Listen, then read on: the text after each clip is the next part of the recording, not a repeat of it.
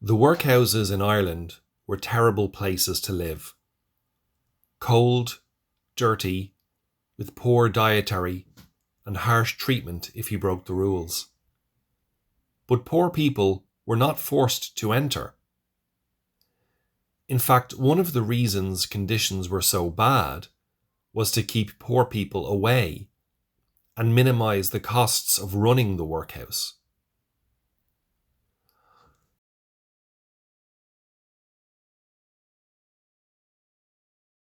There was another form of relief for poor people called outdoor relief, where poor people did not have to go into the workhouse, but could stay at home and receive a small payment. However, this was very hard to obtain, and workhouses often refused to give it, forcing people to enter the house instead. Deaf people who were poor also dreaded the workhouse, but although there was a very high proportion of deaf people in workhouses, it was not compulsory for them to enter.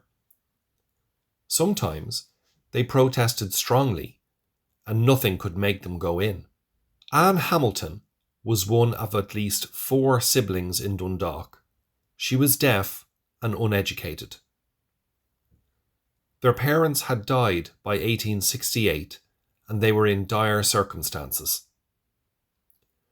One of the sisters had recently died, and the younger brother was not able to work yet. That left Rose, who was hearing, and Anne, who were both destitute of bed clothing and had not a tatter of clothing. Rose wanted to work to support the family, but felt that Anne was too great a burden on her to do this, and so Rose was willing to enter the workhouse.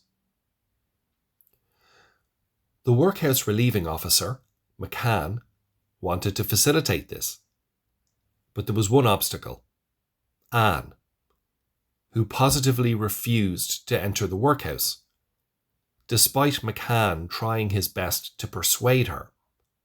How he did this is not clear. He described her as very self-willed, and to him this was not a surprise, because in this she was like all uneducated deaf mutes. It seems McCann had had experience of deaf people in his job before. The Board of Guardians, who ran the workhouse, discussed whether Anne, who at the time was aged about 28, could be sent to a deaf school, but then seemed to dismiss that idea due to her age. After checking with the head office of the Poor Law Commissioners, they began to pay outdoor relief to Rose to help care for Anne. It's possible that Anne, being deaf, helped. Since 1847, the British government had passed laws making it easier for people with disabilities to stay at home and receive outdoor relief rather than enter workhouses. Anne isn't mentioned in many documents after this. She died in 1876 while living at McKevitt's Yard in Dundalk. She died of bronchitis and exhaustion over a period of some months.